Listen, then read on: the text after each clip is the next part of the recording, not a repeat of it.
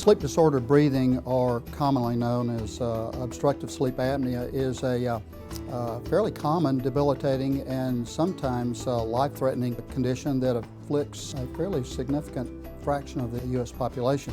The term apnea refers to the cessation or the slowing of breathing for 10 seconds or more, and is frequently noted or noticed by the bed partner as gasping or choking the patient. My wife would say, sometimes I think you're dying, you know, and I'd ask her why, and she'd say, because you'd be breathing real heavy and then all of a sudden you would just stop.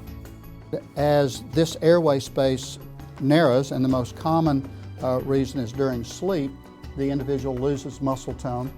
When that patient loses muscle tone, the tongue falls back in the airway.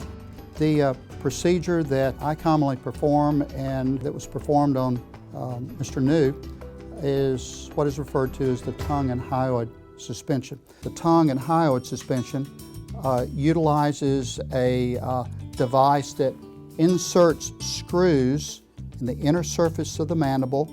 These screws have attached to it a very strong suture called proline, and that suture is placed around the hyoid bone. The hyoid bone is attached to the lower base of the tongue. This brings the hyoid bone closer to the mandible, opening up the posterior airway space. In addition, there's another suture that's passed within the tongue, and that holds the upper base of the tongue.